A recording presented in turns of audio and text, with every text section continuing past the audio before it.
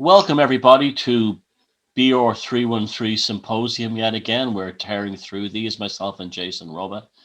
And tonight we have a lady on that I've wanted to talk to for a long time. Her name is Heather Arnold.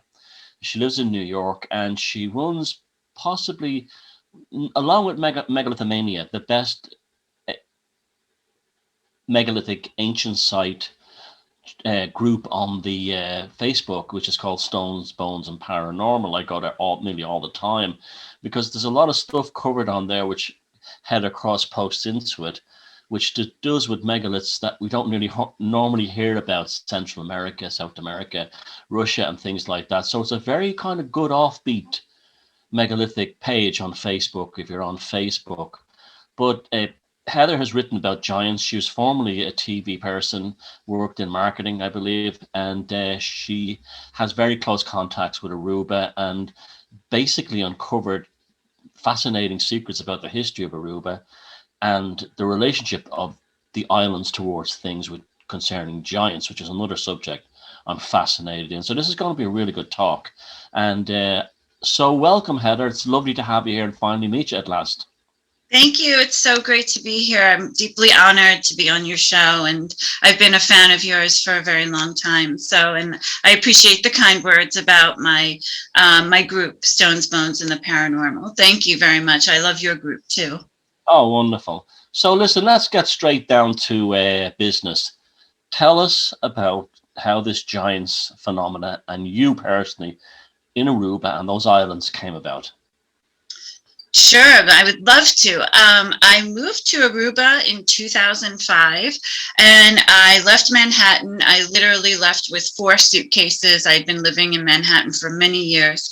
And I moved down to Aruba and I ended up starting a tour company. The tour company was focused on private Jeep tours and Harley Davidson rentals and tours. And I wanted my tours to be different from all the other tours out there by being historically accurate as possible.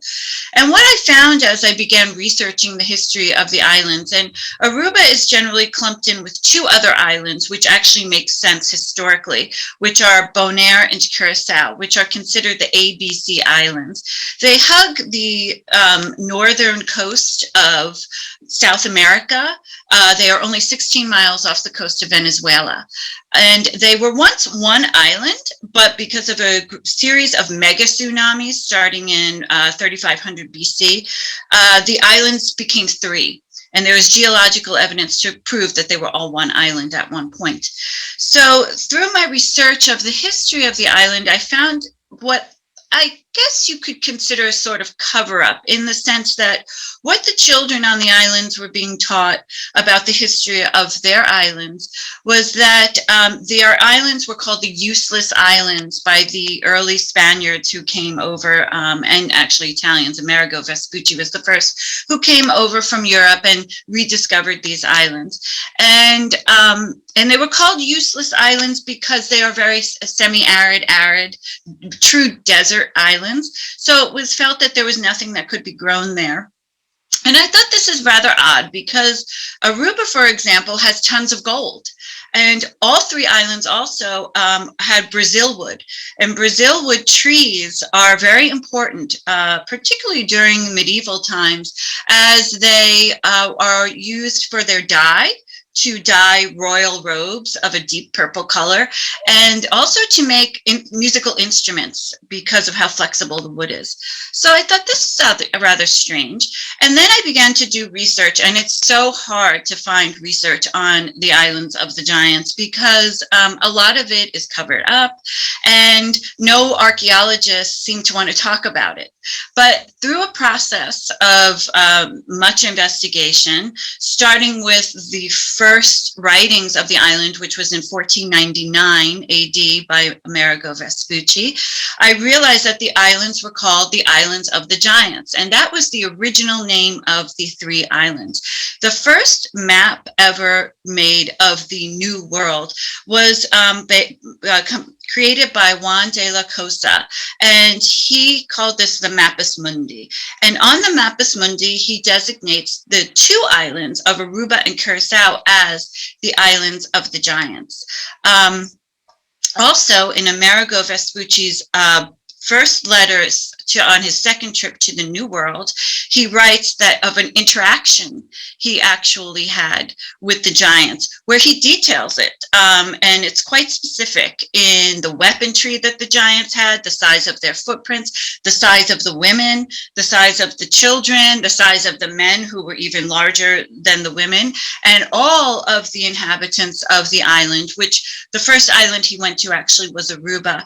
All of the inhabitants were giants. He actually makes note in his letter that all of them were taller than us kneeling if we were standing, and so that was the first indication that, wow, there is this really interesting history about these giants. So if there is a written first encounter with the giants, then there must be archaeological and anthropological evidence to support this.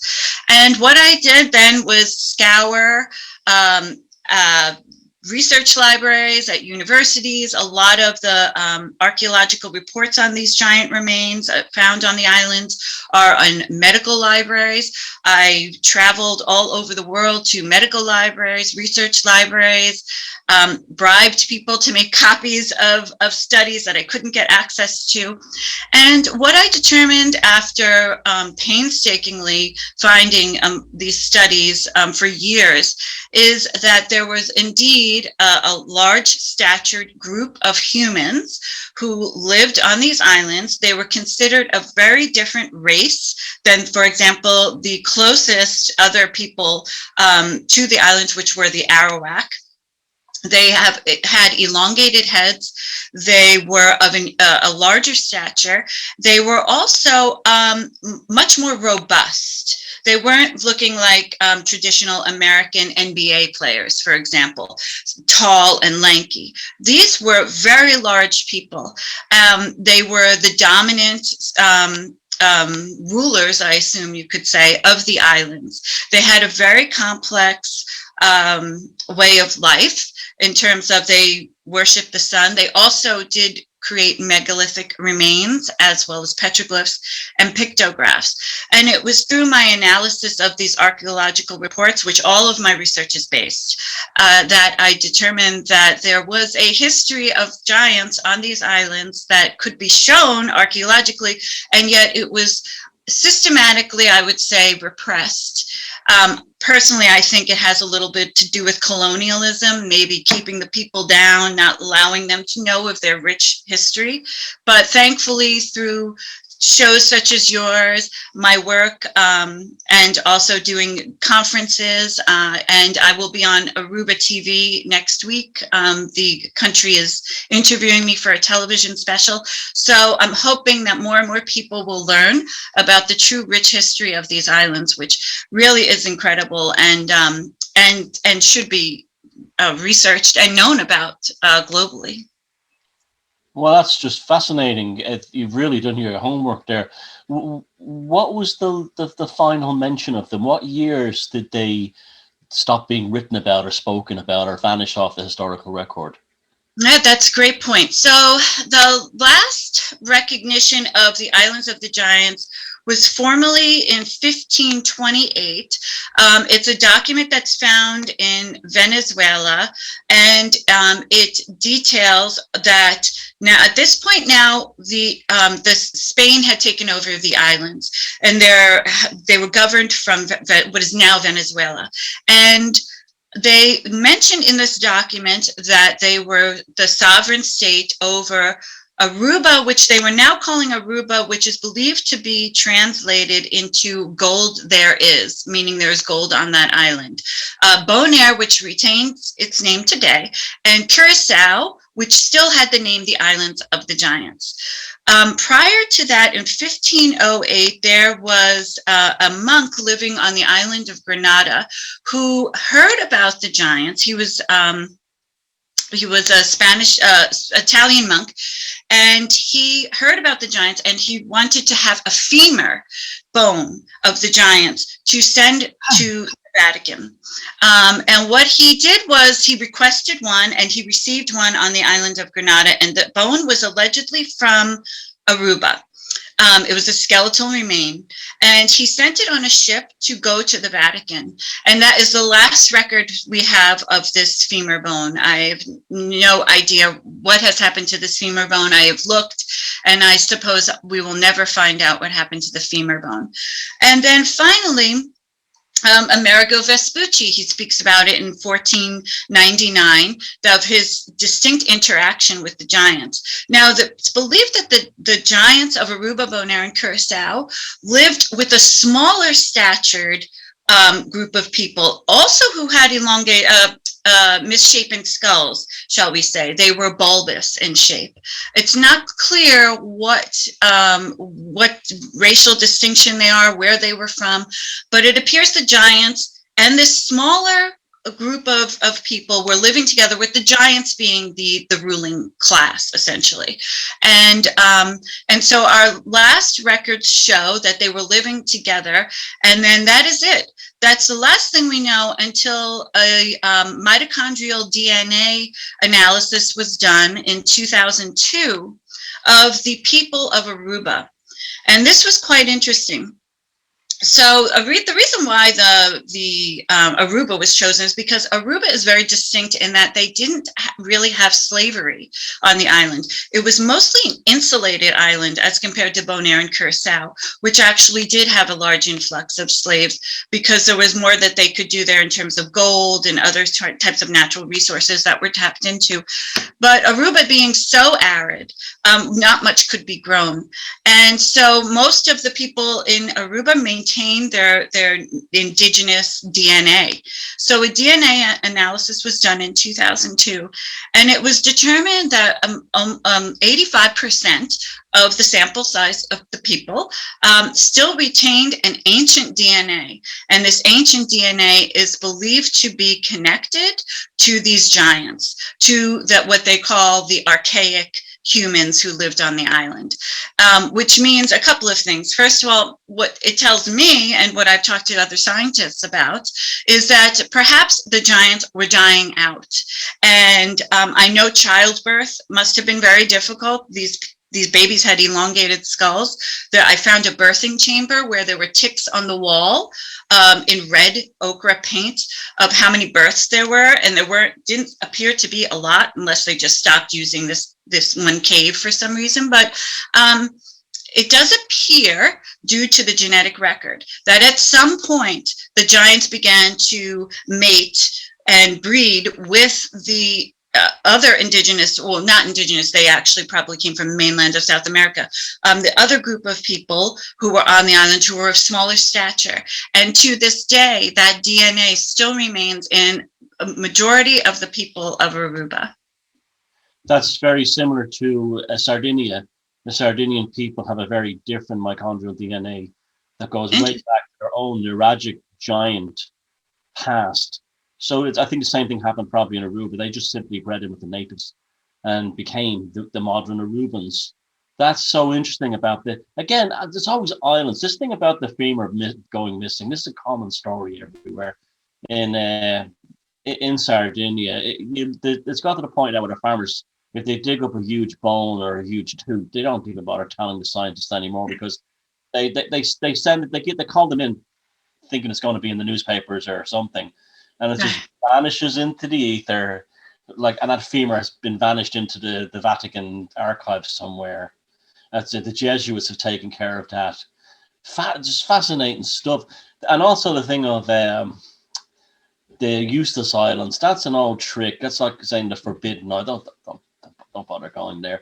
I mean, the Vikings did that with Greenland to make the people not settle on Iceland. Greenland is just unbelievably hostile, and Iceland is where you can actually farm and do things like that. So there was in the past, these explorers used all kinds of funny tricks and propaganda. You know, the island of the demons, the island of the snakes, or the sea monsters down that way. Don't go that way. You know, that was always a common trick. So they knew there was something there they didn't want people to see. This was definitely what's going on. But again, this is the thing that leaves me amazed, right? Islands, you have Sardinia giants, Malta giants. I was in Delphi Island between India and Sri Lanka a few years ago. Giants. It's always seems to be, and even Ireland to a certain extent, always, and Aruba now and other places. It's what is it about the island that are we looking at some kind of global civilization that basically died off, except for the ones who were isolated on islands, maybe through a virus or something? I've also been to Easter Island, Rapa Nui, and also there are giants supposedly there.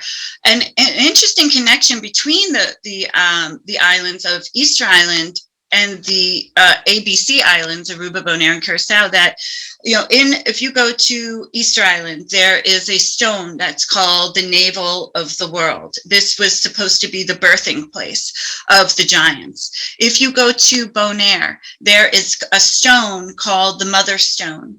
And in the center of this stone is a hole. And this is supposed to be the navel of the world.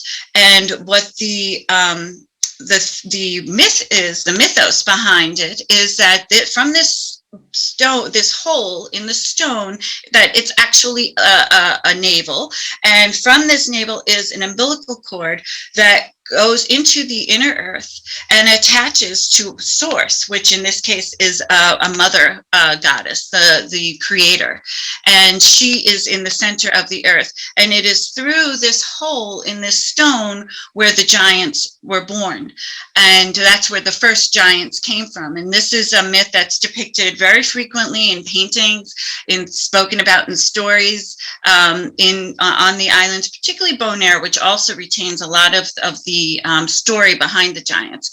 I think, and this is interesting you brought that up, one of the things I found in my research about the giants in the Caribbean is that when Amerigo Vespucci came over, it was after Christopher Columbus's trips already to the New World. So Christopher Columbus had already solidified very tight relationships with the mainland indigenous people, which is now in modern day Venezuela.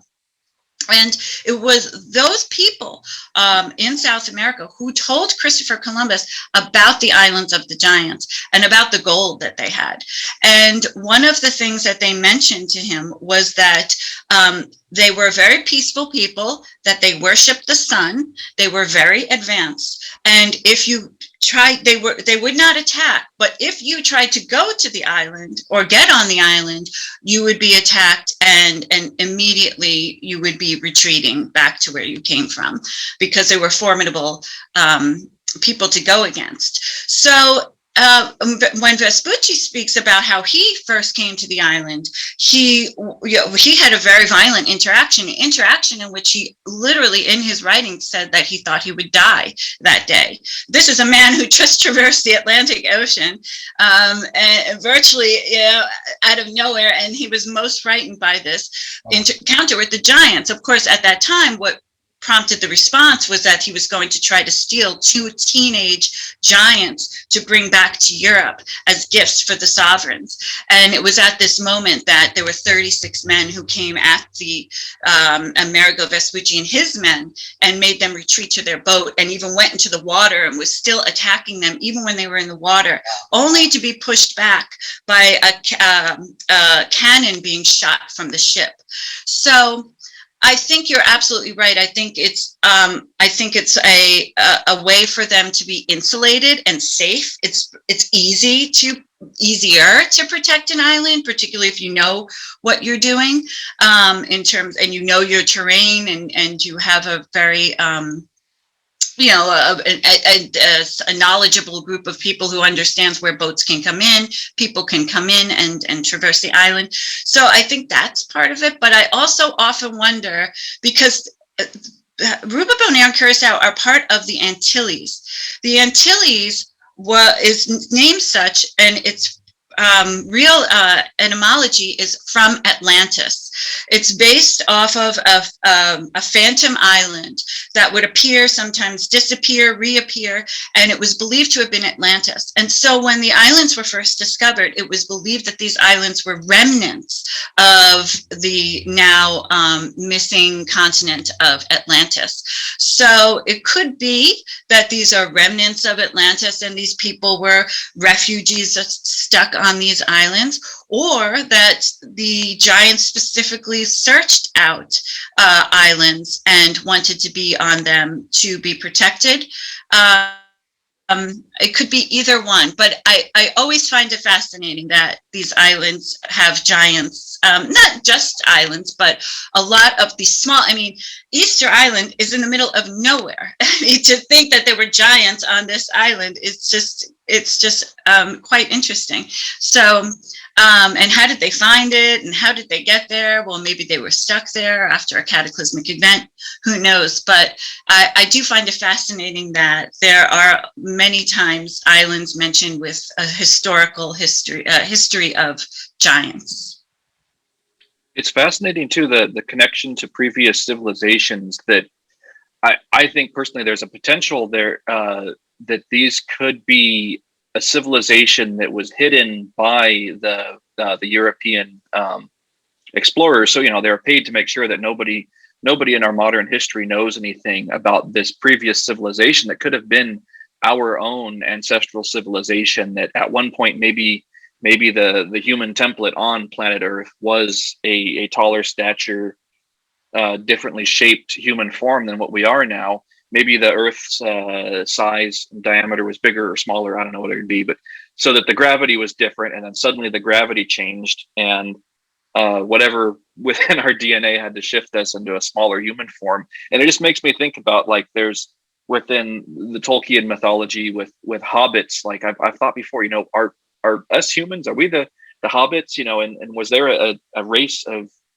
taller people before? You have in Wagner's Ring Cycle, you've got Fafnir and Fasolt, which synchronistically my tuba over there that I played in the military band, it's one of two models. There's the Fafnir and the Fasolt, two giants. So that's the Fafnir there. So there's always that connection within mythology about these ancient giants. We don't have any of them anymore, and it'd probably be, I think in one of Thomas's videos you see there's a rock carving of one that looks like it's got its flesh kind of hanging over its bones, as if the buoyancy thing. This is the gravity thing again.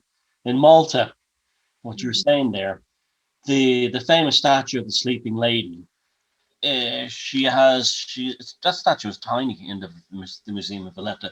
That was pulled out of Hypogeum Sahel Zappellini.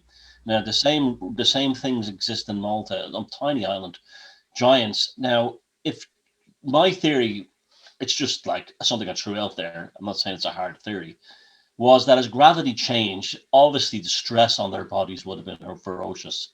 It would have given regular Homo sapiens like us an agility and an ability to be much more sprightly on our feet and steal them of resource. In Maltese folklore, the story is the giants couldn't feed themselves because they couldn't get the food, and the new arrivals from Sicily was basically stealing all their food. There's loads of folklore stories of giants being starved, and the statues of the people who built the megaliths there, the legs are all bulbous, like their internal organs are being crushed or something. And that's why she's lying down. I think she's dying. She's not reclining and she's not in repose. She's actually in pain. And maybe that's the islands. When they were on islands, they could go to the sea, and especially in warm water, and spend a long time in the sea to give a buoyancy to relax the pressures on their internal organs, which were being increased and crushed by the increasing gravity. And then others may have actually bred with human beings, such I think we hear a lot about both Aruba and Sardinia. I think that the story has been like every mythology, yourself has stories of giants. There's nowhere there is no giants. And yet it's always just myth, it's just story, it's just fairy tales. But there has to be something to it. There has to be. It has to be. I agree. I mean, and just going back to the Hobbit, you mentioned the Hobbits. When you hear about the burials, and there are a lot of burials in Aruba, Bonaire, and Curacao, that was somewhere excavated. A lot of the bones could not be removed from the earth because they just disintegrated because of their great antiquity. But not just in Aruba, Bonaire, and Curacao, but globally, you'll hear of stories of where there are these burials of the giants. There are also oftentimes tiny people buried with the giants, dwarves. So, for example, in Aruba, in the largest intact burial site, where there are still berries in it, so far only 75 have been excavated, in this town called Malmuk in Aruba, there are also remains of small people, little people, dwarves, and they are given a prominent burial, a burial of an elite. So the giants always received an elite burial, depending upon how elite they were. We believe this was a matriarchal society, so the women kind of got a little bit more attention in their burials than the men, and children even a little less. But the dwarves received these high level burials, determined through grave gifts, positioning of the stones in geometric positions above their grave. The actual grave itself is quite intricate, how they create the grave so that it doesn't cave in. It's it's an all sandy environment. So it's interesting to that you mentioned that about the dwarves. And yes, globally, I mean, look at the Bible. It's mentioned in the Bible. I think one of the pushes against admitting, I think scientists know that there are giants. Archaeologists know that there are giants. Anthropologists know that there are giants. But we get pushback. And I think that pushback comes from not wanting to look at the Bible as a historical document, which really, if you read the history of the giants in Genesis, not only that, the book of Enoch, the book of giants, you will see that this was common. They were living a very long time, much longer than us. They were huge. Some of them had 6 fingers and 6 toes, such as Goliath. So even the Bible goes along with what we're talking about. And it's not just the Bible that speaks about the giants. The Hindu texts speak about giants, Muslim texts speak about giants.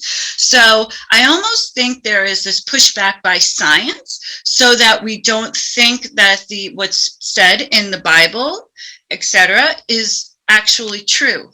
It's my only positioning, because people say, well, it's because of Darwinism, and people are protecting Charles Darwin and his theory of evolution. Well, that's not really the case, I don't believe, because firstly, Charles Darwin had been to Argentina, Patagonia. Patagonia means large foot. The giants of Patagonia have been written about and detailed actually in great detail. And there are paintings and sketches of these giants. The Dutch came across them, and they write about it extensively in the early 1500s. So Charles Darwin was aware of the people of Patagonia. He had actually seen bones of these giants in South America, and he writes about them briefly, but I don't think he really goes into much detail, just because it kind of doesn't fit into his little box that he created, or someone created for him. But I think but even he mentions the giants. So to say that maybe that's the reason why we're not learning about them, it never really rung true to me, because it just didn't make sense. Why are we still protecting Charles Darwin to this day? I mean, that's outlandish. So I think, truthfully, it's more of an admittance of maybe a spirituality that they don't want us to tap into, a high level of thinking that's documented in such books as the Old Testament or the Book of Enoch, which speaks greatly about giants, and of course was taken out of the Bible. Maybe for that reason, amongst others. The Norse Eddas and the sagas are filled with stories of giants, and the Celtic, the Irish annals are filled with stories of giants. It's where it's just almost a case of, and also Native Americans, where are there no giants? The answer is nowhere. They're everywhere. So we cannot be dealing with something that's purely metaphor or allegory for powerful humans. That have to have been very different types of people. What were you going to say there, Jason, about Catalina Island? Because I never knew about this. Yeah, there's also rumors of giants having existed on Catalina Island, which is off the coast of San Diego in California. Again, with another cave system rumored to go between the island and the mainland. I think, Heather, you were talking about that in an interview I listened to, about there potentially being a cave or tunnel system that goes between the ABC Islands and and mainland South America. Are you familiar at all with there being rumors of giants on Catalina Island and the Channel Islands there in Southern California? Yes, it's amazing. It's fascinating. I used to actually live there, not in Catalina Island, but in Los Angeles. And I did get to go over there, but it was before I knew about this rich history of giants. And some of those giants also had elongated skulls.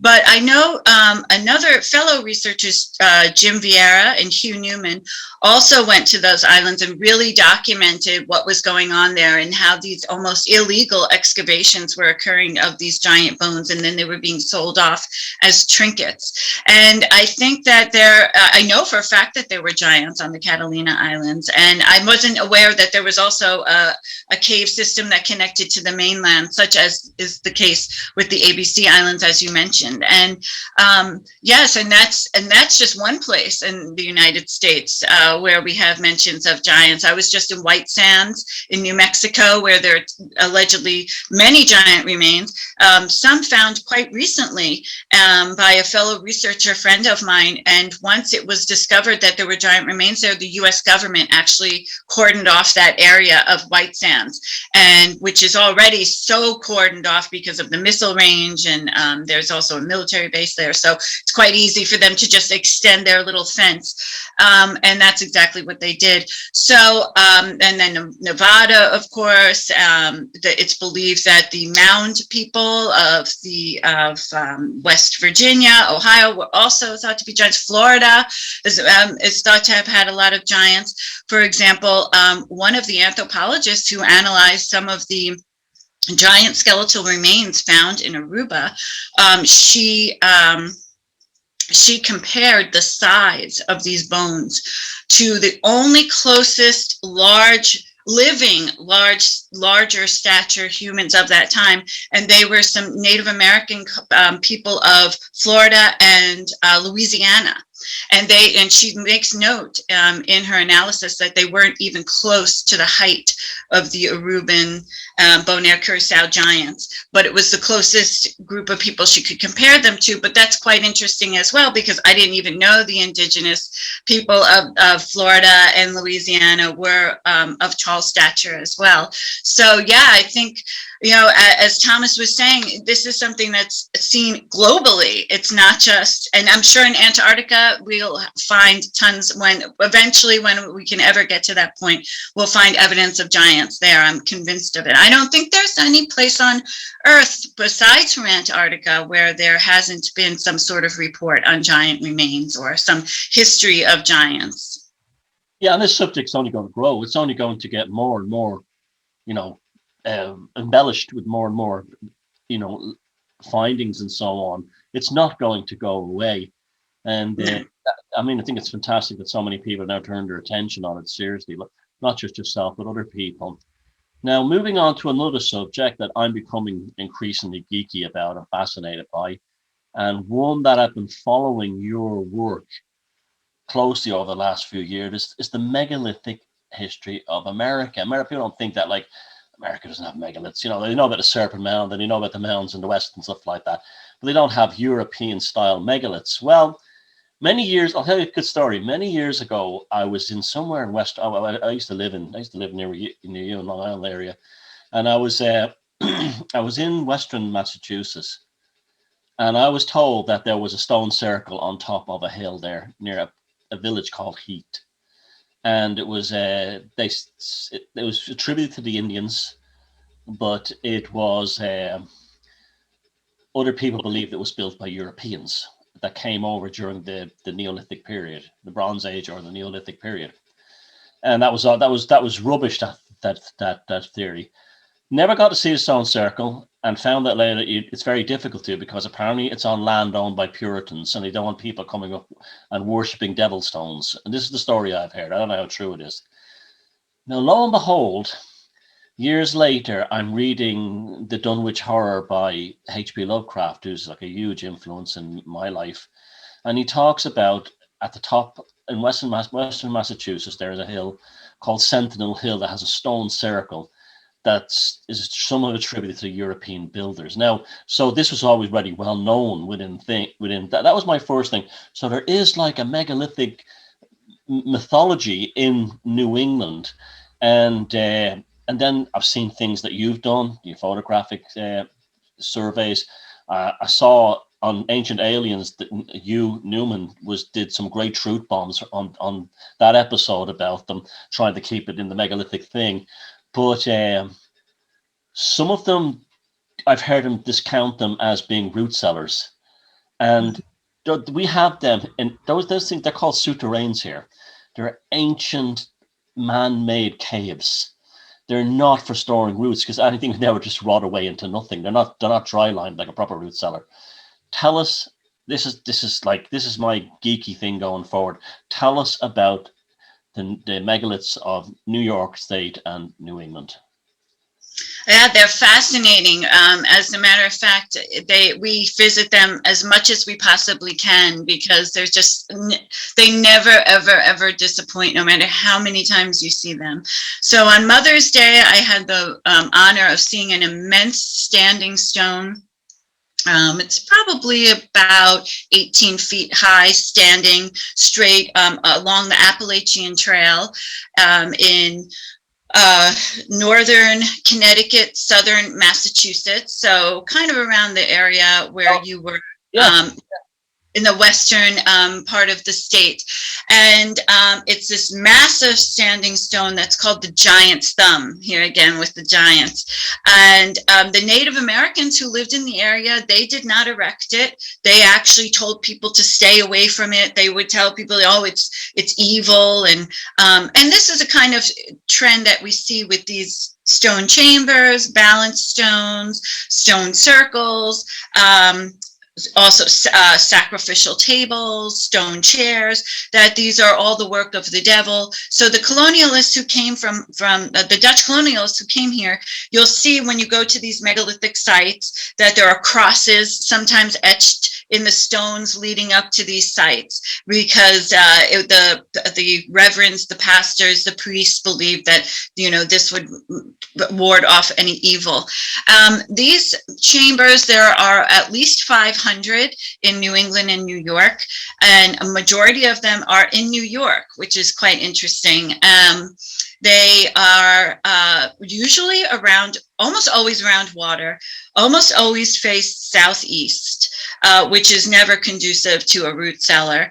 And they are of different types of architecture. Some have corbelled ceilings, some are built into the ground, and then the ground is around it, and then these stones, cut stones, totally megalithic. There's no cement. There's nothing keeping these stones together. It's a little bit unnerving when you go in these chambers. You usually think, oh my gosh, what if this thing falls on me?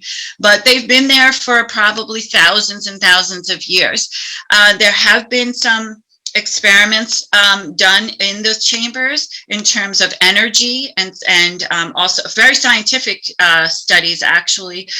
One study where they put seeds inside one of these chambers and then came back after a certain amount of time and planted these seeds, and the size of the crop, for example, in one case corn, the corn was double or triple the size of a normal a cob of corn, and the yield of the crop was far greater. So there's clearly some sort of energetic effect, maybe a piezoelectric type of effect because of these massive stones being on top of one another. These stones are huge. One chamber, which was on that Ancient Aliens episode, it happens to be my favorite chamber, but is a very weird chamber in terms of the energy. Has a stone in the back that's probably the size of a little VW Beetle, like that size, like a car, you know, the size of a car. I mean, it's how you could move this, place this. It also happens to be an equinox marker. So at noon on the equinox, you will see the sun illuminate the stone in the back of the chamber. These chambers all seem to have an alignment with a celestial event, not just necessarily solstices and equinoxes, but also Venus, supermoons, eclipses. And there's definitely an energy. I've had very strange things happen to me in these chambers. I've probably been to about maybe 50 of the chambers. And we're always finding more. There's a group of us that we go out together, not all the time together, but we share each other's knowledge. We try to keep the chambers clean. A lot of times there's graffiti, people are living in them at times, so we try to really keep them clean. But and we try to preserve these sites, and we're still stumbling across new ones. But I've had some strange things happen in these chambers. For one, the chamber that's on Ancient Aliens with Hugh, and I believe it's David Hatcher Childress on that episode, if it's the same one. That chamber, the second time I ever went in it, it was, I mean, it sounds crazy, but I don't really care because it actually happened. It's inconsequential to my existence, whether or not people believe me or not. But literally, I felt like I was pushed physically out of the chamber. My face, I got out of the chamber. I was with friends. My friends wouldn't go in. This is when I first started exploring. And my face was white as a ghost. I couldn't believe it. I said, what the heck? I mean, literally just a force pushing me right out the chamber. I couldn't go in, and I didn't go back in for quite a while. That happened in that chamber, which has now become my favorite chamber. Then I've been in a chamber where I have a perpetual motion watch that just stopped right when I went inside the chamber, and just completely stopped. And I got back to my car. I said, oh my gosh, I had the watch stop. And it stopped until I moved it again, and then it started going again. I've had cell phones, camcorders, cameras, fully charged. I go to, for example, the double chambers, which is one of the more unique architectural designs of a chamber in the northeast of the US. And I went there with fully charged equipment and completely drained. The batteries are completely drained. I can't take any photos. I can't take any measurements. As soon as I leave and go back to, say, my hotel or wherever I'm staying, everything's fine. Everything's back up. Batteries back up. It's just very strange. There have been voices recorded at these chambers. There was an obsidian, I guess it would be a knife point or a spear point. I'm not quite sure what it was, found wedged in one of the chambers that was actually analyzed by two universities in Massachusetts. I believe one was MIT, but I don't recall the second one. And it was determined that this obsidian was at least 2,000 years old and was from Iceland, which is quite interesting. Of course, now they asked if they could send it to another university to be analyzed, and then poof, it went missing. So just like all these amazing things, just disappeared. So there's definitely some sort of history with these chambers that no one has tapped into. Archaeologists aren't really researching it. There have been multiple requests by people in my group, as well as many other people, to allocate some funding to start to do a test dig to see, because I'm positive the real story is even under these chambers. I think, we see the chambers at the top, but there's much more going on beneath the ground. And plus, there's a lot of ground and earth that has just moved into the chambers through the course of time. Now, the Native Americans, when the Europeans first came and spoke to the Native Americans about the chambers, they said they did not build them. There's no record of the Native American population in this country building chambers, and they have never, ever taken ownership of the chambers. As a matter of fact, they stayed clear of the chambers because they felt they were evil too, which is actually something that you'll see. A lot of these stone sites here in the US were marked as the devil's work and evil, and which probably really saved them from destruction in some cases, because others might have been fearful of them. But we just don't even have stone chambers. We have massive stones, dolmen, that are balanced on little tiny pieces of quartz that are over fault lines, massive 60-ton boulders, 80-ton boulders. There are many of them in the United States, particularly in the Northeast. Most of them have quartz in common. Most of them are on fault lines, and most of them have some celestial alignment, whether it be a solstice event or an equinox event. We also have stone circles, and if you go to a place place like America's Stonehenge, which is located in New Hampshire, you will see the most magnificent display of serpent walls, which we are just now delving into the research of the serpent walls. When I went to see that standing stone on the Appalachian Trail a couple of weeks ago, it was flanked on all sides by massive, beautiful serpent stones. And what I mean, serpent stone walls. So what I mean is, so there's this massive stone, and it has a little bit of a carving of a face of a snake. And behind it, and of course, there's no cement, nothing holding these stones. And there, you can see the undulating body of the snake, made with the stones. And at these beautiful serpent walls, the most beautiful I've ever seen up by the Appalachian Trail, which people just blow by, they don't even notice, at each undulation of the body of the snake was a semi-precious stone. So garnet or quartz or amethyst. And these were ancient stones that were dug up from the area or even from other areas and put at the tops of each of the undulations of the snake's body. And there were 4 of them surrounding this standing stone. You'll see sometimes a chamber will be the mouth of a snake, and then the body of the snake through a wall goes behind the chamber. You'll find this in Lovelock Lane in New York, which has at least 7 chambers, but a friend of mine just found 3 more a couple of weeks ago. And this was a major site. For what purpose, we don't know. There are also sacrificial tables there, stone chairs, very strange place. But you'll see this connection between these chambers and serpent imagery. You'll also see some petroglyphs and pictographs of different things. Eyes, the all-seeing eye will be in one. Another one has a turtle, the sign for water, some spirals. We also have a huge monolithic stone called that's another hawk rock, which is pink granite. It's absolutely beautiful. So there's so many stone structures here in America, and that's just the Northeast. I mean, on the West Coast, we have the mystery walls that go on for miles and miles and miles. No idea who built them. I've seen them. They are of grand antiquity. I can't even imagine how old they are. They could even be older than the chambers.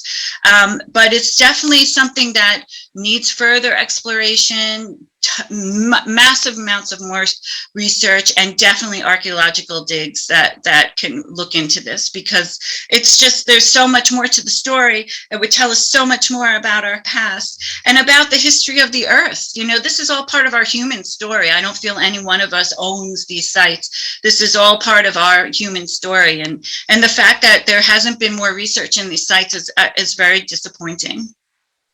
That was just amazing. Your enthusiasm was incredible, and knowledge. When the book comes out, I want a signed copy. Absolutely, you've got to get that guide, an old-fashioned guidebook out. It's just an amazing thing. The more I look at it myself, that chamber you spoke about that had the large stone at the back, that one, I don't know the name of it. That look, it hits all the right targets. The depletion of batteries and the disruption of electronic equipment, very, very common in European megaliths, very common in Irish megaliths and British megaliths. It happened. That's a given. What you said is so important too about the alignments. They don't have to be necessarily aligned with the equinoxes or anything like that. Jack Roberts and Martin Brennan, who did an amazing study of alignments in Ireland in the 70s, we would sleep in chambers, and they showed that alignments were with certain stars, with certain planets, at certain times of the year. And this is another thing. When you go to New England, upstate New York, it's covered in trees now, and people say, well, how would they seen anything? Those trees are actually fairly recent. If you read Thoreau's Walden, he talks about when the Europeans arrived in New England and upstate New York, they were like savanna, grassy hills. They were like the south of England, and the trees just came in later on when the farms they stopped abandoned. That's what is stone walls in the middle of deep Maine forest. They were actually once open farmland. Very quickly they went to forest, and what was the other thing? Yeah, I mean, that one was definitely like a barrow, the one with the big stone. That was when I said that's a barrow, like they call them barrows in England. That's definitely a Neolithic barrow. as regarding the Indians, have Native Americans, First Nations people saying that others built them. I never understood why it was so inconceivable that people in the Neolithic and the Bronze Age couldn't have traveled from Europe to that area. We know St. Brendan did it. That was proven in the 70s when they had very good seaworthy boats, and that was built on a much earlier design. We know the Clovis people came from France, and their stuff has been found all over America.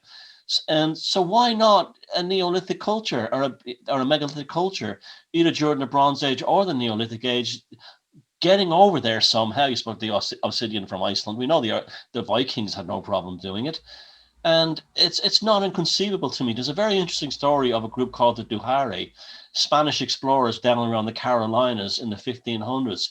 Said they met a group of Irish people. They were basically this lost Irish race that were really tall, that had been stuck there, and they were not for thousands of years, and they just vanished as well. And the Spanish explorers were quite adamant that no, they were Celtic people, they were Irish, they're definitely Irish people, and they had been living there for hundreds and hundreds of years. So they could have been descendants of those megalithic cultures, it's just the way they have to write these. Oh, the Columbus thing, those, the whole thing, and it begins and ends. They begrudgingly give you Vinland and the Vikings. They begrudgingly give that, and even Clovis, man. So a lot of Americans don't even know that people went from France to America in the Stone Age, following the coastlines all the way across the north. I think that, like I said, more research and what you said about the stuff under them, that's a killer, because they don't call them portal diamonds for a reason. There's some of those things could be entrance to vast cave systems. You just don't know. That's why I think what you said about, but the thing is, double-edged sword. When the nerds from the universities get in there, I mean, I've seen what they've done to things here. Like Harvard destroyed an incredible court cairn here that it was full of paranormal events and everything in the 1930s, and the locals even say it was the worst thing that happened because the fairies left, and so it's that whole thing is a double-edged sword, But it's an amazing stuff. It's like I find myself like looking at your own page on Facebook with other stuff too. I just can't get enough of this. Like this, it's like, again, giants everywhere. No, megaliths everywhere. There's no end to it. Do you want to add anything to that, Jason? Yeah, I was just going to ask both of you. Do you think there's any with the university people getting their hands on things? Do you think there's any that they do any arbitrary moving around of pushing things further back in history and pulling things further forward in history to skew this so that they keep people from looking into these subjects at all, making things more ancient than they actually are? For instance, where this might have been a group of people that were, like the giants, for instance, like if they'd been around, maybe only 100, 200 years ago. I will answer that really quickly, and then let Heather can do her say. The timelines are nonsense in a lot of cases. Some of them are too early and some of them are too late. They're just arbitrary dates that have been picked through academic consensus over the decades, centuries, and they slot them in here. Like, for instance, there was, when they first excavated Carol Keel up here, the big, huge megalithic site, the Swedish team back in the 80s came back with a radiocarbon dating of 1200 BC. Sorry, 12,000 years old. It was absolutely ancient. The Irish academics said, that's rubbish. Go away, come back, get the right result. They can't be any more than 5,000 years old. So that's a discrepancy of 6,000 years just between two sets of archaeologists. You have this Sigiriya behind me in Sri Lanka. That's from the 1500s. No, it's not. That thing is absolutely ancient. And it's in even in the ancient Indian text. Oh, we know why? The Buddhists believe that we have the same problem. They have the same problem in Asia that they have, and that we have in the Christian world. The Buddhists say that anything built before them was built by devil worshippers, Satanists. They actually use this word. There's a place called Rittigala on top of a mountain in Sri Lanka, and the guide actually said, "Oh yeah, there was the people before the Buddhists built these. They were devil worshippers." And it's the same thing with the Jesuits here, the exact same thing. And the dates earlier, sooner. I mean, another one quickly before I let Heather in, the carbon dating testing. The soil, and what the hell they do is they lift up the stone and they test the soil underneath it.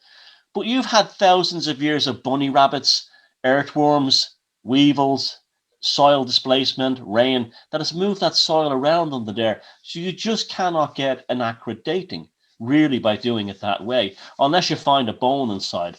But then these chambers are multi-phase. You might find a bone in there from the Bronze Age, but it was actually a Neolithic chamber. It was later on someone used it for that reason. A classic example is Newgrange in Ireland. They found hundreds and hundreds of Roman coins there. And so they said, okay, it was some kind of pagan temple from the Roman era. But no, it's not. It's from the Neolithic. But the somehow Romanized Irish people, or Romans coming to Ireland, started to venerate. And I saw that in Portugal there as well, in a place that was in Evora, where they found Roman coins. So this is what makes it so difficult. And all they do is slot it in. So what do you think of that, Heather? I agree.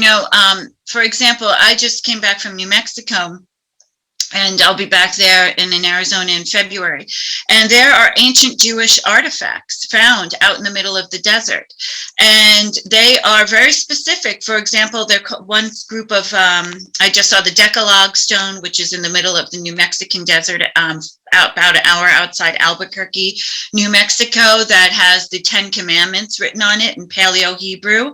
I just, a couple of years back with Gary David, I went to go see who's another researcher. I saw the Tucson artifacts, which were metal works written on by this lost Jewish tribe who specifically said they came over the Atlantic Ocean from Brittany. They used the rivers of the United States to come into the country, and they ended up on the Rio Grande and ended up stopping there and trading with the Hohokam Indians. And the only reason why we can date this is because these artifacts and researchers, archaeologists are trying desperately to have these things be modern, or better yet, hoaxes, but they can't do it because all these artifacts were found under the caliche, phase 1 caliche. And caliche is when the sand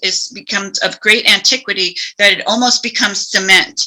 It can't be replicated. It's not a man-made process, and it's very hard to get through. The reason why these artifacts were found was because someone was trying to build a well. They had recently purchased the land and found these ancient Jewish artifacts not far from Casa Grande, Arizona. And the caliche, since it was stage 1, it means it's at least 1,000 years old, if not more than 1,000 years old. So in that case, they're always trying, experts. One thing I think this pandemic has taught us about experts, scientists, academics is a lot of them have agendas. A lot of them are being paid, and they can't tell the truth. I'm working with an archaeologist in Aruba. He's the head of archaeology in Aruba, who flat out tells me, I can't say the things that you talk about, and I know them to be true. There were giants here. We have giant bones. He said, but if I start saying this as an academic, I'll be shunned, which is outrageous. He knows, he was the one, this archaeologist, who told me that there were 7 portals in this one location where I've done extensive research, a megalithic site on Aruba. There are a lot of megalithic sites on Aruba. So yeah, there's always this resistance to really place things where they should be. I don't know if you recall, but in the United States, it was a famous paleontologist, not famous, but he was a professor, I guess, well, now he's famous, who discovered some flesh on fossil remains and was able to test it and determine, I believe, I don't remember what type of animal it was, what type of dinosaur, but determined that it was quite recent meaning not millions of years old, as what they're saying. He lost his job, and he actually, I think he ended up soon because he had DNA evidence. So there's always this resistance. I'm so thankful for the archaeologists who are not confined into a box and are able to actually think and speak freely, because I think that a lot of times, particularly when it comes to the timeline, they muddy the waters, and they really have a timeline that they're working with, and that everything needs to fit along this timeline. And the problem with aging, for example, the dirt under a site, for example, is that my belief, and Thomas's belief, obviously from our discussion here, is that these sites were repeatedly in use. Yeah. So there were a group of people who constructed them, but then they keep being used for whatever purposes, spiritual, magical, religious, who knows. And burials. I'm sorry? And burials too. Exactly. So to be able to determine the age of a site that's been in constant use since its inception, using the current methods we have, it's just, it falls short. And I'm hopeful that we are going to move past, for example, carbon-14 dating and some antiquated dating methods that don't seem to have progressed much at all, and really begin to redate these sites. For example, a site in Aruba, a burial site that was dated to be 2,000 years old, was just determined to now be 7,000 years old. And that's a huge difference, 5,000 years of difference. And I'm hopeful that we will be working more towards getting a better timeline as technology improves. But that's a great point, because the waters are clearly muddied by these timelines that are man-made constructions of scientists trying to make things all cut and dry. And what it does is essentially keep setting us back, because it's not taking us to where we need to go, which is the truth and the true story. And instead, it's a narrative that's trying to be unfolded upon us. Why don't I tell you this one? Here in Ireland, all the mainstream archaeologists, their dreams is to be put into the Fellowship of the Royal Irish Society, which is like an old boys academic archaeological club, which controls, along with the Jesuits and Maynooth, the antiquities. They're both religious, though. They're both, one's Catholic, one is Protestant, but they both control the narrative through a certain timeline. They have in their library 900 untranslated books of early Irish history, and they won't translate them. And if you ask them why, we don't have the resources to do it. It's difficult. Yet they give out millions every year in musical scholarships, artistic scholarships, but they can't hire the top people who are, can translate Old Irish and Ogham and then find out all this missing history. This is and it's not just, when I heard the number, is it, and I said to a guy from the Royal Irish Society, is it really 900 books? He said, oh yeah, at least. And he goes both, oh yeah, at least 900. At least 900. And these are books from the early Middle Ages and probably even before, that have the real history of Ireland. That's all these missing periods. And we don't have them. It's too big of a job. It's like, this is something you should be doing. And it's so frustrating. And you encounter this thing over and over again. It's an old boys club protecting themselves. And like you said, this whole thing, the word expert, scientist, it's a dollar sign in front of it. That's what you really see now. And I think even the Jesuit sign is a dollar. It's like it's got two lines instead of one. That's kind of interesting as well. But yeah, I mean, and then on the other side here we have the Jesuits, and there's a guy called Rynn who was like the Al Capone of antiquities here for decades. And he based anything before St. Patrick, they were just savages. They had no skills. They were just savages before St. Patrick brought over Roman technology. I mean, it's just awful, and you can't challenge them because they're a member of all these fellowships and royal societies and have all these letters after their name. And some of them have awards from the government and the president and the queen and things like that. And it's so frustrating. It's so frustrating. Yeah, that's why it's important to have independent researchers and independent researchers that are basing their explorations and conclusions off of the science.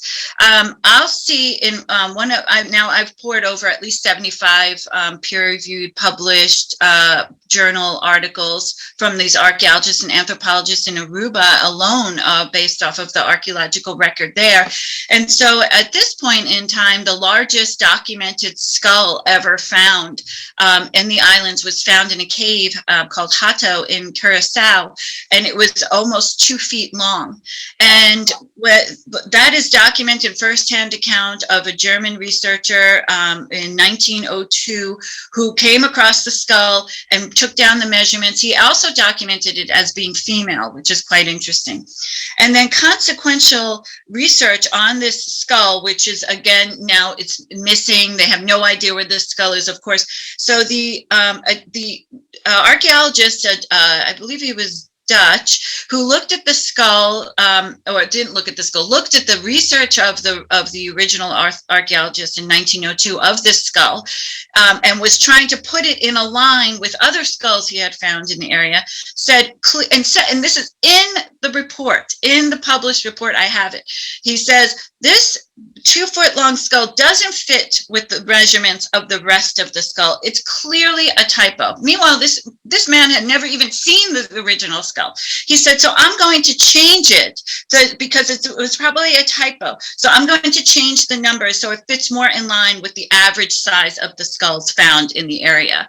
And that's exactly what he did. So it was in the archaeological record, someone who it just didn't fit. And although he didn't see it firsthand as the original investigator had, he decided, well, it doesn't fit in, so let's just change the number. And that's it. And then history is changed like that.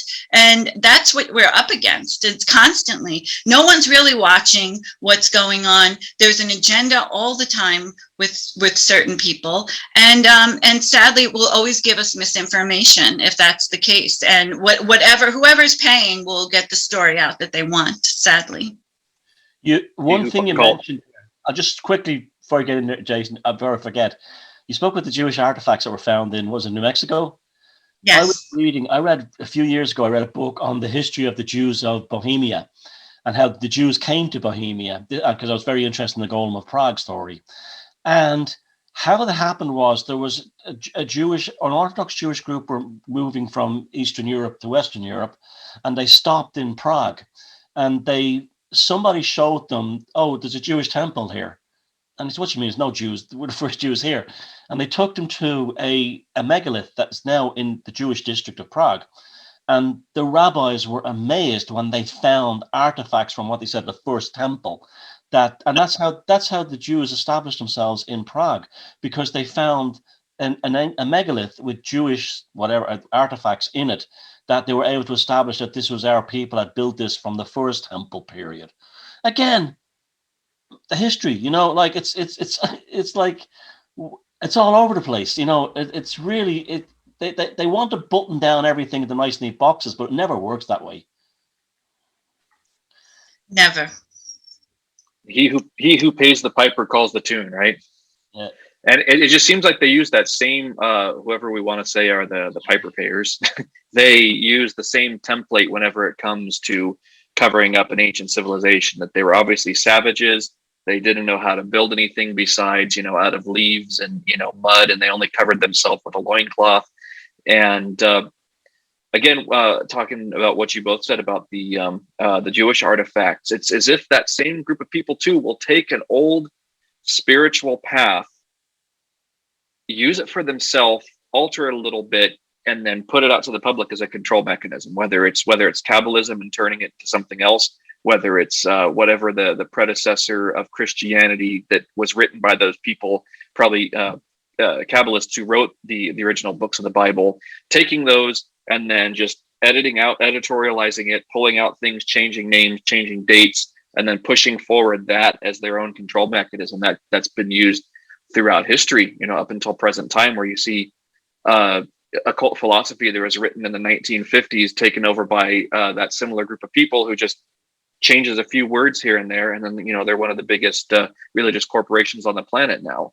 And that goes all throughout history, and it just seems like there are layers of civilizations just built on top of each other, literally on top of the ruins, where you'll have something that is ancient, a little less ancient, up until modern time, and they'll say, oh yeah, it's 2,000 years old or whatever, because they found one bone from someone that was buried in there or died in there 2,000 years ago, and that'll just be left at that. But it just seems like I'm saying that there's an arbitrary time scale that has been imposed upon all of it, so that their divine right to rule over the planet, the time scale is measured by their rulers. So when they showed up to this planet, if we want to say it that way, from another dimension, that's when civilization began, and everything else is just measured.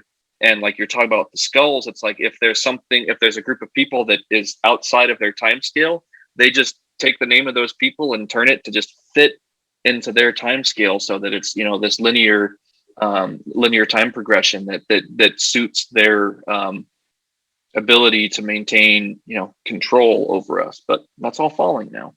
And they cherry pick too, what they want to talk about. Every Darwin Day, and Darwin Day is the day of Darwin's birthday, and every archaeologist, anthropologist love Darwin Day. So every Darwin Day I post an article that says when Darwin met the Neanderthal, and it documents about his first time after his extensive research that someone presented him with a Neanderthal skull that didn't fit into his theory, and so he just simply ignored it. He never wrote about it. He never mentioned that he saw it, and so that cherry picking of information to tell the story is what they accuse us of.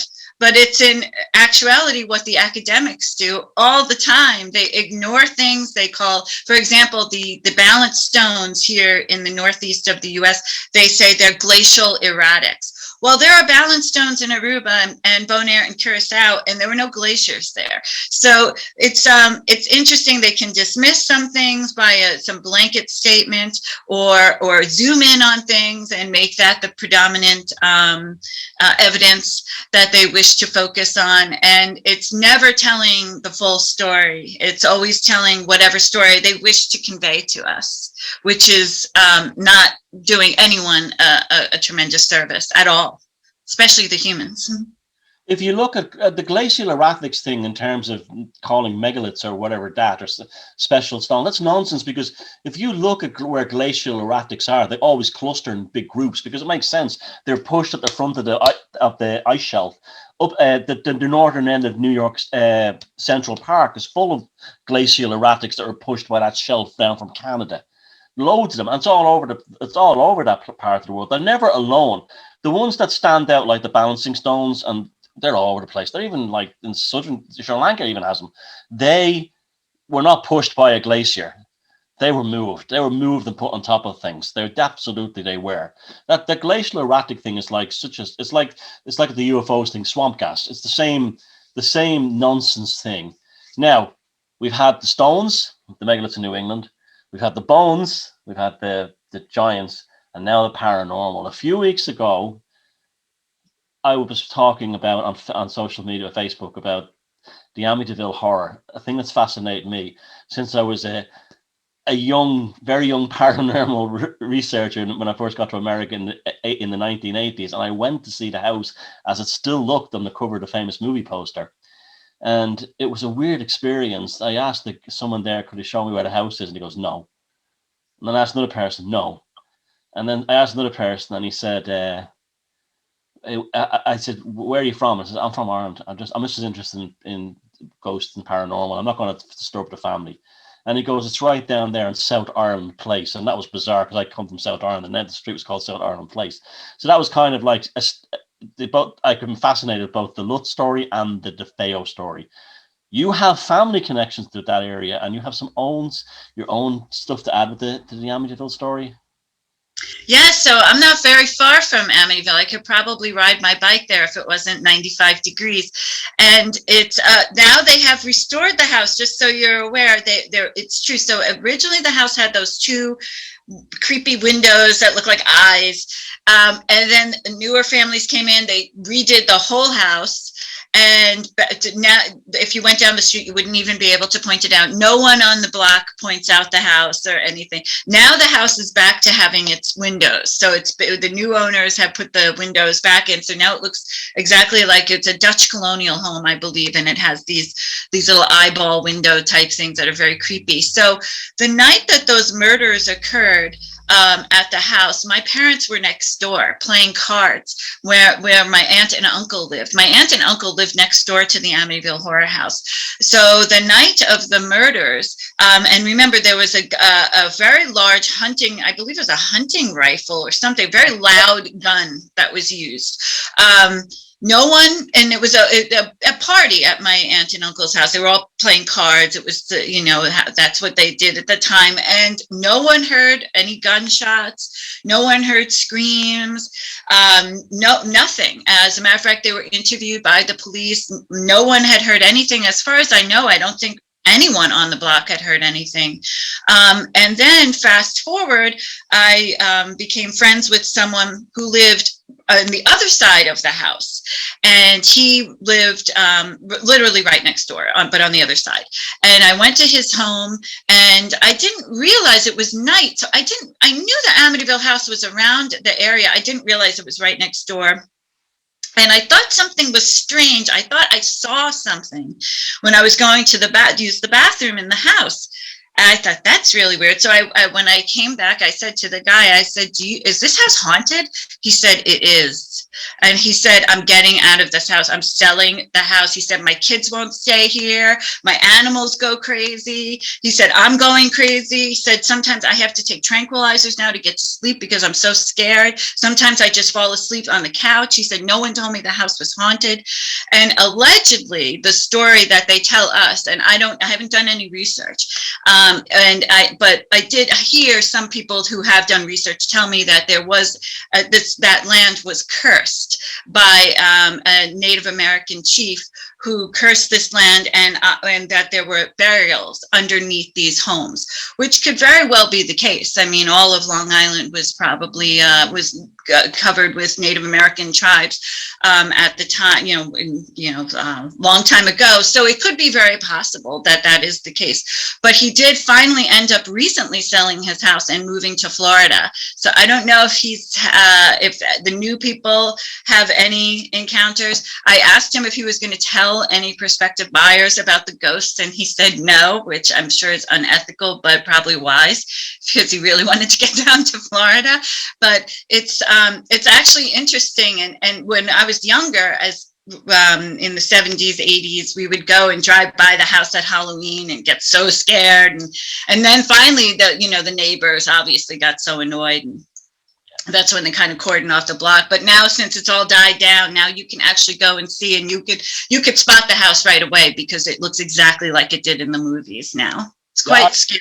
I remember when I saw it as a kid. I was about 19. It gave me the willies. It really freaked me out seeing, my God, that's it. That's the one on the cover of the movie poster, and that iconic. It's actually quite an attractive form of architecture, but how they made it look like a skull is amazing. I don't understand how people did not hear Ron DeFeo shoot his whole family up.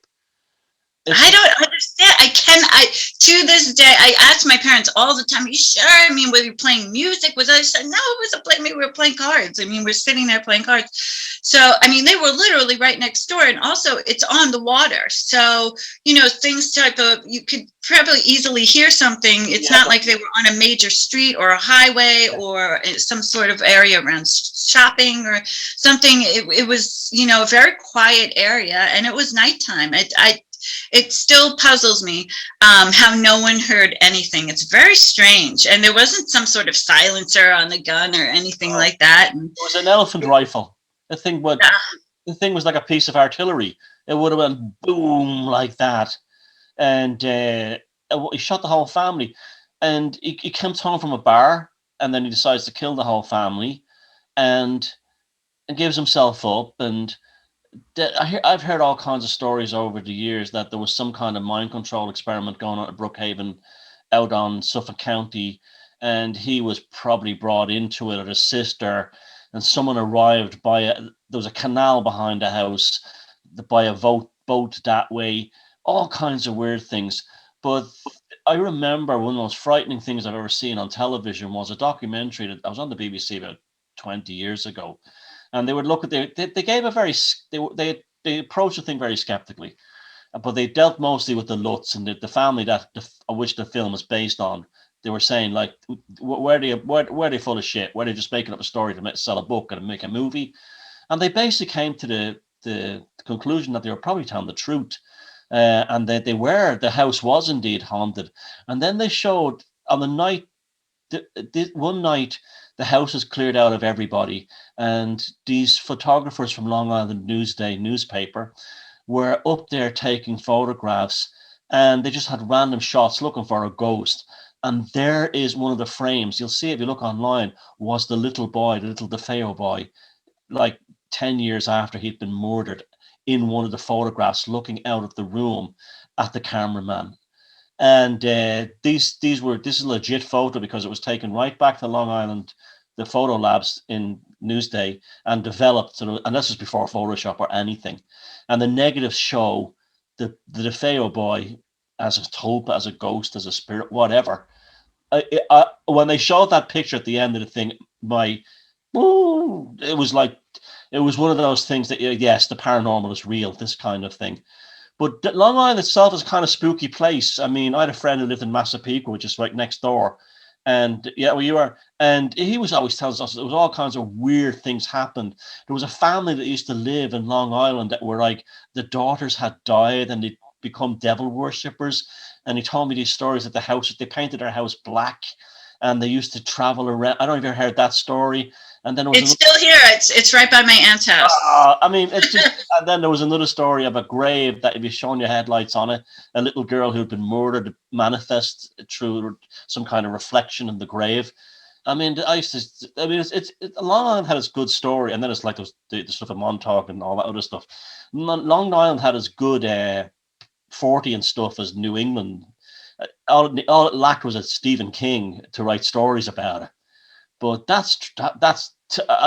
to me is the great. It's like, it almost like they were murdered in a different reality, and then they switched into this. It was a time slip or something, because there was no way they could not have. You would have heard that gun down the street, and like down the street you would have heard it. Not and next door, you would have felt it. You would have felt the shock off it. The kick.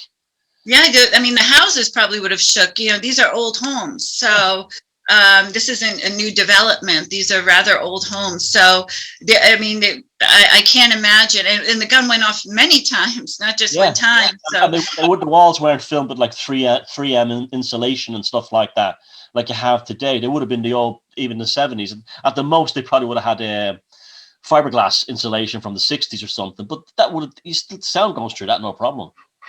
It's to me, there's something really fishy about that whole story.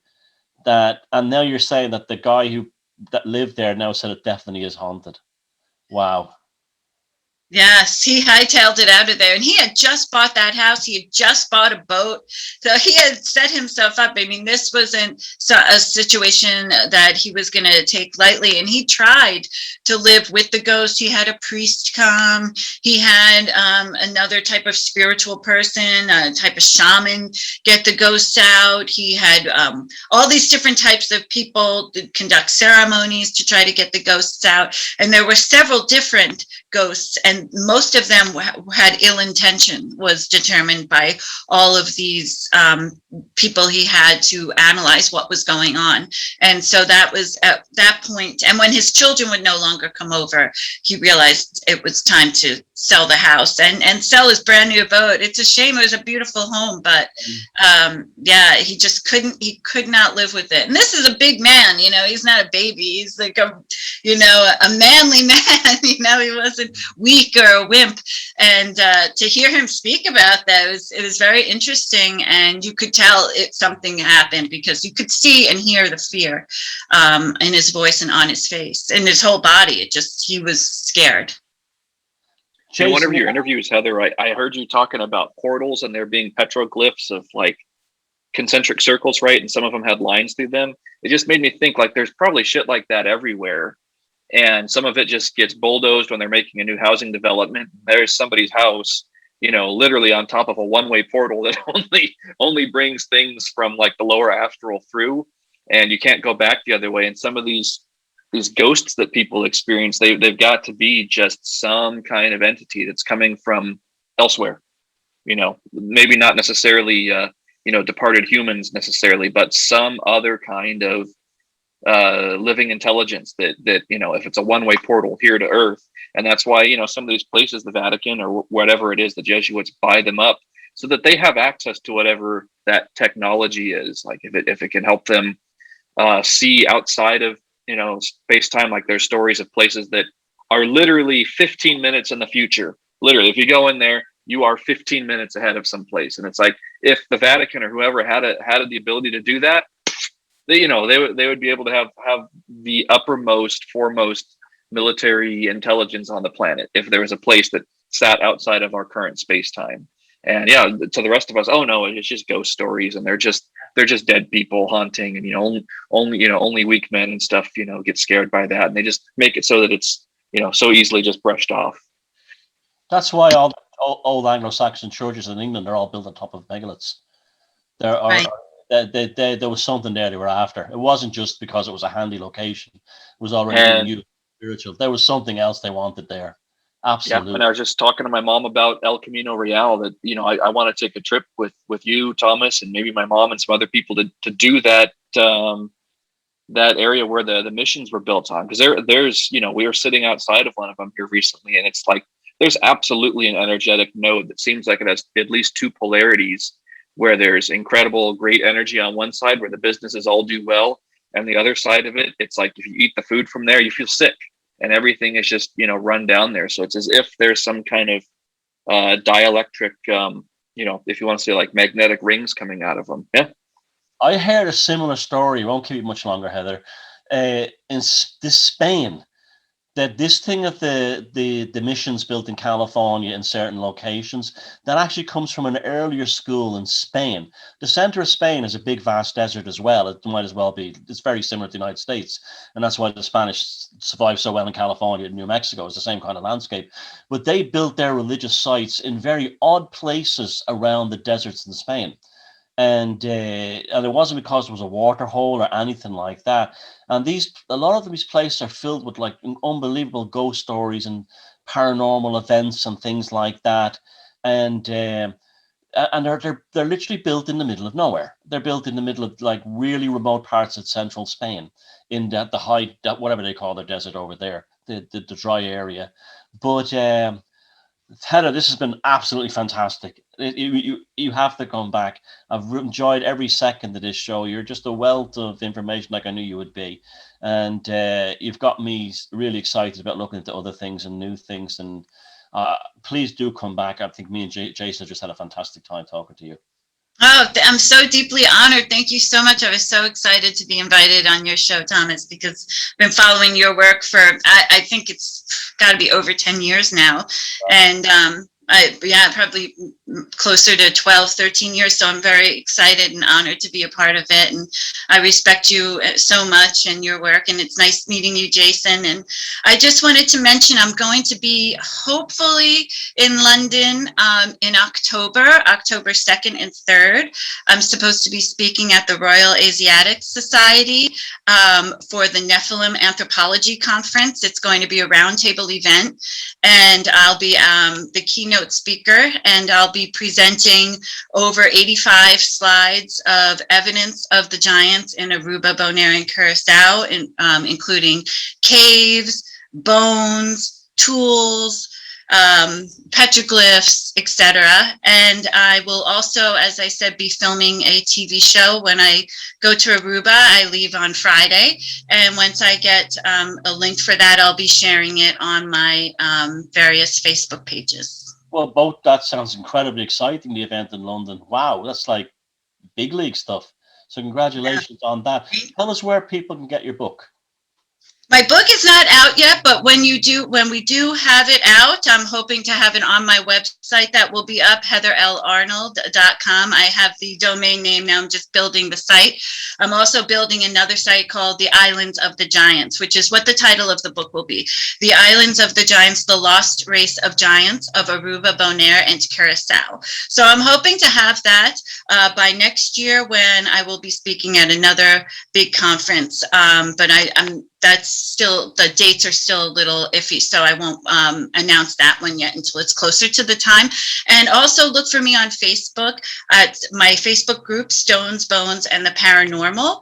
And also Heather L. Arnold is my Facebook page, and I'll put links up there. And also I put links to the interviews I've done, such as yours, and any talks that I've done in conferences that have been recorded can also be found there, as well as all of my trip reports for all the trips I've been on. And keep checking back soon on Facebook, because I'm going to start my adventures next week in Aruba. Well, congratulations on all this forthcoming stuff. It's really great for you, and many more strings to your bow. And we'll see you again, Heather. Do you want to have anything final to say, Jason? I was just going to say, Heather, both you and Thomas, this really inspires me to get out and explore my own backyard. It's like, now I've got no excuse, you talked about so many sites here on the West Coast. I'm like, okay, I can go do this now. So you're absolutely an inspiration and wonderful to talk to today. Okay, well, thanks everybody for tuning in. Thank you, Heather. Thank you, Jason. And we'll see you next time on BR313 Symposium. Thank you very much.